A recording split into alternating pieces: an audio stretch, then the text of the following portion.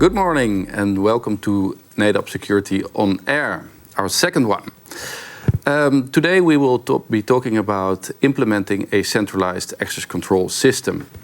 Our recent benchmark study indicated that 40% of the organizations that we questioned do not have a centralized access control system and would like to have it high on the agenda. To discuss this, I have invited three experts, basically to explore how they should do this and what comes on their way. Robert Graaf from Rograma, senior security consultant with over 20 years of experience in rolling out these systems. That's correct. Welcome. Thank you. Michael Sleijster, account manager at Kroon, Bolter & Dros. Yes. At the part GBWS, system integrator, part of this company. Correct. Over 25 years of experience in the industry already. Time flies when you're having fun. Absolutely. Great. Welcome here. And Jeroen van Os, my own colleague, working in the industry since 2003 and 8 years now at Nedap as a channel partner manager. Yeah, correct. Welcome. Thanks. Well, let's start immediately. Jeroen, maybe from a manufacturer's point of view, why do these clients want to have their access control system centralized, or why do they want to have systems centralized at all? Yeah, like you just said, many organizations have a standardization high on their wish list, and they have that because of a reason. They are aware that standardization creates flexibility, scalability, and in the end it reduces costs. So that's why they start asking for information how to start on such a project. And yeah, we get people reach out to us to get those types of information. And we can advise where to start, how to do such projects, and what the benefits are. Yeah. Michael, any motives for multinationals or organizations? Yes, there's a lot of benefits, of course, if you explore the possibilities within access control. There are numerous of possibilities. But how you are going to control this all, next to the functionalities, what you would like to implement, also the IT controls, so let's say the cybersecurity part of it all. So all those are key benefits for implementing a centralized security system instead of decentralize it all over the globe. So basically organizations, they just want to have more control. Absolutely. Is that correct? Yes, absolutely. Yeah. Not only, of course, by implementing, but also maintaining the high security level, what you wish about your software environment, your network environment. You want to keep it as high as possible. Next to that, the possibilities if you centralize your security systems, your access control, also the connections with subsystems is easier to implement. Yeah. Robert, do you have any thing to add to that? No, not at all. It's already told by Michael. There are a lot of benefits, and that's why already 40% of the multinationals already have this, and that the other 60% is looking for it because they know what the benefits are. Okay, then they want to start such a project. They come with a question, say, "Hey, Robert, can you help me?" Yeah. Or I guess that's how it works. Yeah, That happens often. Yeah, that's correct. Well, what we suggest is that they have to look for what is the purpose of the system, with connecting with other kind of systems already told by Michael, and looking for what is the best fit for them, and the best fit is the purpose on the goal on the horizon. What we say is that how can we achieve this? And what I suggest is always start with what do you want, and we're starting with implementing this. Yeah. And do you know what do they in general want? One batch. That's the key word these days for the multinationals. With one batch access on global sites. So and what does that mean? You have one application, and someone can give them the direction when they leave, for instance, to Germany to an office. You can prepare the entrance for them, and they don't have to go to the front desk to announce themselves, and they can go in with the rights they had already being provided by the system. So basically, it's the ease of the employee that they can move around freely to all sites and just use their one badge, to go in. That's correct. Yeah. Yeah, if summarize this, I think you're talking more about identity management. You know, an international corporate wants to be able to control your identity management of your people who are working with you or for you. I think that it's basically the business case we're talking about. And from this business case, indeed, you go one step lower. How are we going to fill in this business case? What sort of a card we're going to use? Again, what sort of IT controls complies with those business case? But you start with the identity management as a topic. How are we going to fill in this identity management issue? Or question. Yeah. You know, when the management is involved, of course, because they are aware they want to start on this internationally for their sites, and then it starts with policy, of course. And the policy, if you create policy, then it forces you to think about why do we want this and what types of environments do we have within our international organization. Different types of sites, different types of countries where you're having your buildings. The regulation per region can differ. So if you have the policy in place, then you start thinking about the solutions that can help you to fill in that policy. Okay. And here comes the fun part of it, because each country has its own cultural aspects. Yeah. And the fun part of it all is how can you fill in all those cultural aspects, like the Spanish, like the Italian, like the Germans, like maybe the Americans, like the Australians, whatever. How are we going to fill in those habits, the way of working within this policy? That's the fun part also of it. And how do we do that? Well, that means communication. First, of course, you have to have a very good policy in place, and you have to endorse this policy all over the globe. So if you have your right policy combined with all those cultural aspects, I think it is the way to do it. I guess there's multiple teams involved when starting such a project. Robert, how does it start? Who is involved typically in such when we start? Well, a lot of departments. All the departments, for instance, the human resource mainly, because there's the persons, employees, and that kind of thing. Besides that, the security, it's main thing, because access control means security, facility, and not to forget the IT department. To have them in the first communication, to have them on board on this, because we're talking about cybersecurity these days all the time. They need to know what kind of thought we have to implement these security, and then they can see what infrastructure, what for networking, that kind of thing they can get in place, and they do this centralized. Yeah. And that's one of the key benefits. One connection with the HR database for onboarding people. Have a pitfall for this. But what I see mainly is that the onboarding is always working well, no problem at all. And when someone leaves the company, all the access rights are still inside. Offboarding is the problem. Offboarding is for sure a problem. And that's not only for access control, there's also identity management, already said by Michael. But in total, for access, it's a security problem. Yeah. Michael, did we forget anyone? Yes, legal.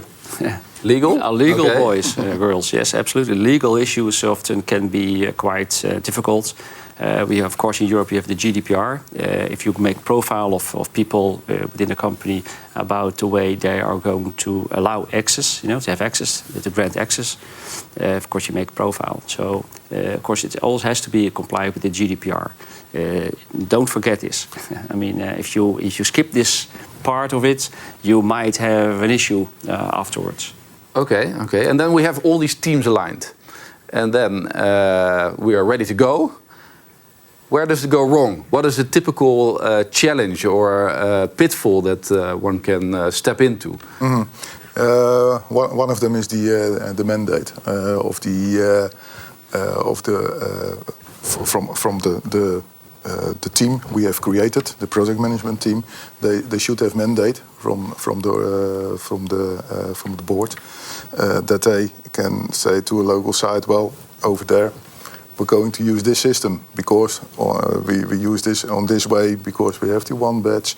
All the benefits should be known by them. Otherwise, you have the problem that when people has not the awareness about the security security-wise thinking, they leave the door open, and then you have already you create a problem. So when someone knows about why do we use access control, is for their own security, for the company security, the awareness. So even communication becomes very important there. Yeah, and internal communication or marketing needs to be added to the project team. Sure. You're right. Yeah. Jeroen, challenges, pitfalls from your point of view? Yeah, I think the departments already addressed, but we also have to think about is there a difference between corporate IT and local IT? Is there a difference between corporate HR and local HR? Talking again about mandate, who's in charge? You have to align that also to make the decisions that fit the policy.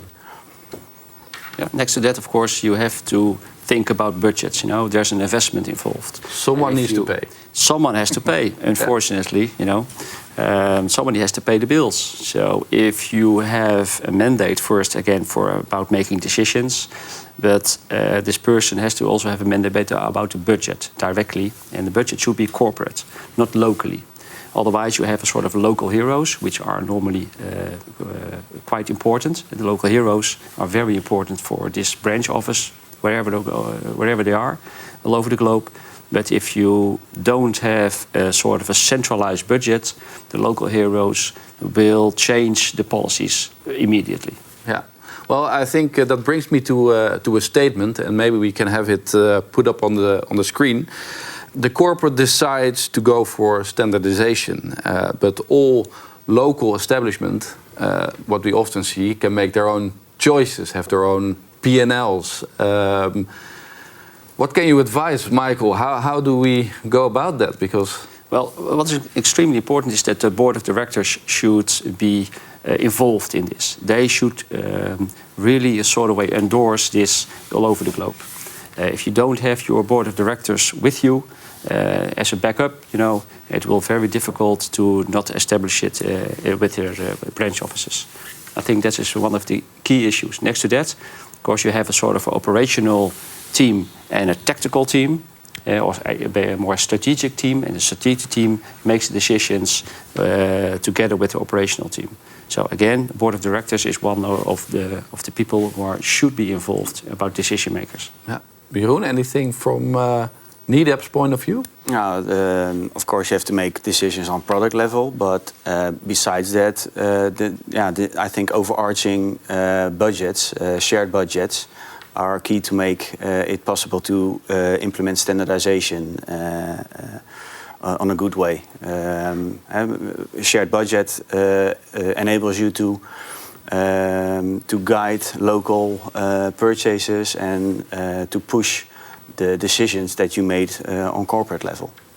Yeah.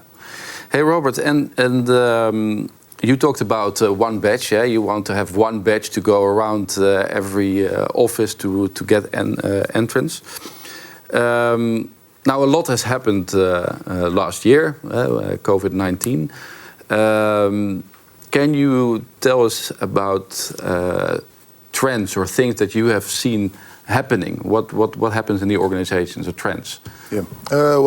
According to the COVID, from not touching any more devices and that kind of thing, is the iris of the finger scan is not used anymore. So I think that will be obsolete. And that what you see nowadays is more and more face recognition, eyes recognition.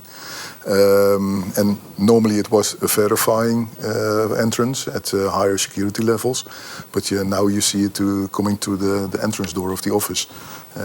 That's a big change in the security business. Hands-free access. Hands-free access. Yeah.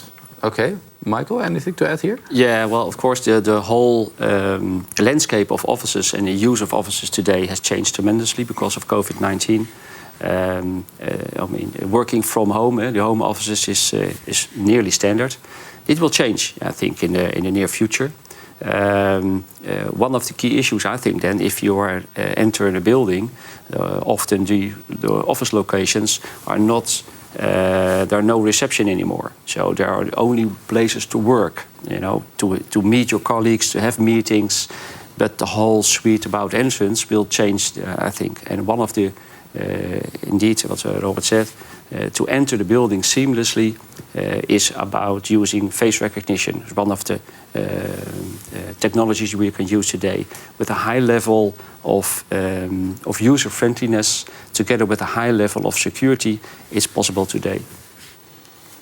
Jeroen? I see those trends too. Of course, everyone talks about cyber, but also we see a lot of questions about biometrics and, for example, mobile access. Every company thinks about their security, but it must not feel like being a prison, because that's the highest level of security you can have. But you don't want to be a prison to your visitors, for example. So you have to make the best mix between hospitality and security. And then, of course, technology can help you with that. And then you have to think about the sort of entrances you have within your environment and which type of solution fits the purpose of that environment. For example, do I access the entrance with only my mobile, or do I entrance that door with a combination of a card and biometrics? Then you have the difference between high security and hospitality. Let's try to bring those worlds together, and then you have the best mix. Yeah, indeed, integrate all those systems together. That's the challenge, I think. To have a seamless and a user-friendliness system to enter buildings, but also to be sure that the people who are in this building are really the people they are saying they are. If you have a sort of an unauthorized entrance of a building, there's a lot of your workplace is not safe anymore, and you want to prevent this as a board. Yeah. Hey, I have the feeling that we're talking about just connecting all these different systems together. I guess that means that you need a certain flexibility in the systems, and the systems need to be able to connect to each other, talk to each other, work with each other. How do you make that work? Is there a certain sequence that you can follow, or how do you make this project work if you connect everything together? Yeah, well, that sounds a lot. everyone knows the dot on the horizon, but to get there, it's way too far. So what we suggest is make a proof of concept. Take one office and try everything over in that office. So the choice of biometrics, all kind of thing we already said, for using, create typicals for how we're going to enter the building, how we're going to security levels, that kind of thing. Do this on one place and take this as a policy for the organization. With the mandate of the board of directors, you can provide this to the other sites. So start small. Then you get by yourself at the end of the horizon. First, of course, if you start this, you plug in the power. That's one of the. I think you have to start. But next to this, to plug in the power, I think you have to make it small. Make it small in the beginning to be able to work together. All those carriages, as we explained, the human resources, facility management, security management board, and all those legal, all those sort of a carriage. And if you're losing one of the carriages in the train will not ride. It will not move. So in the beginning, you need to explore the way you will cooperate together. And by doing this, it's only possible to do it in a small way. And specifically about IT controls, because if you don't have those IT controls in place, if you have your IT department who supports this project, you also have quite a big challenge, specifically if you go abroad, if you go internationally. Yeah. Jeroen, do you have anything to add there? Get inspired. Of course, you're going to ask your suppliers to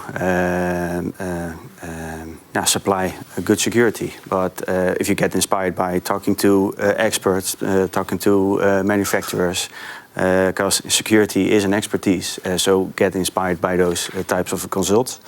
Then you know what is available. Then you know what you're going to ask. And think about what you need today, what you need tomorrow, and maybe what you need in the near future. And then describe it not too general, because when something is described too general, then of course you're gonna get something that will disappoint you later on.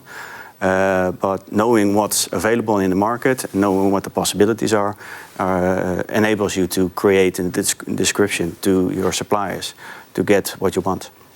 And I guess that's where also security consultants like yourselves can step in and advise. Yeah.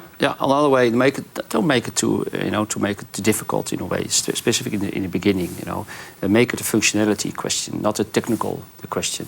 If you're talking about functionality, everybody understands it instead of only a certain amount of people who only about the technicians. In the beginning, stay away from the technicians, if I may say so.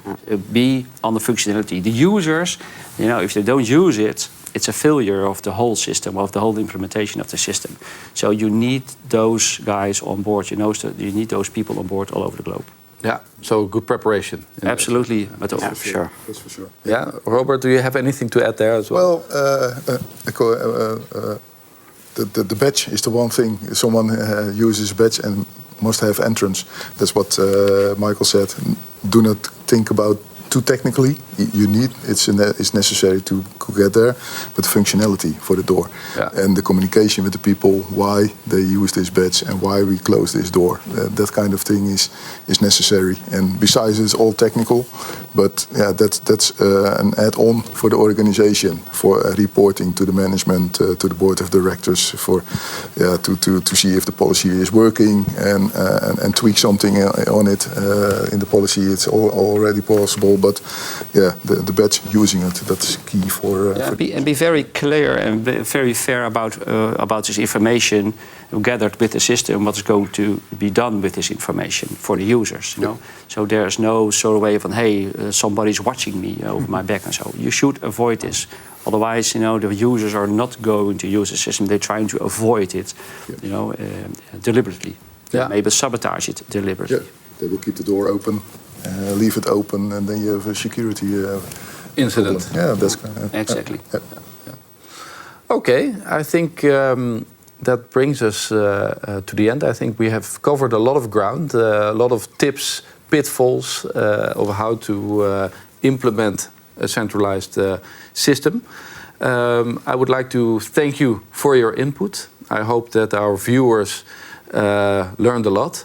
And I hope that if they want to participate with our benchmark research, please do so and via the link below. And thank you very much, and hope to see you next time. Thank you. You're welcome. Thank you very much. You're welcome.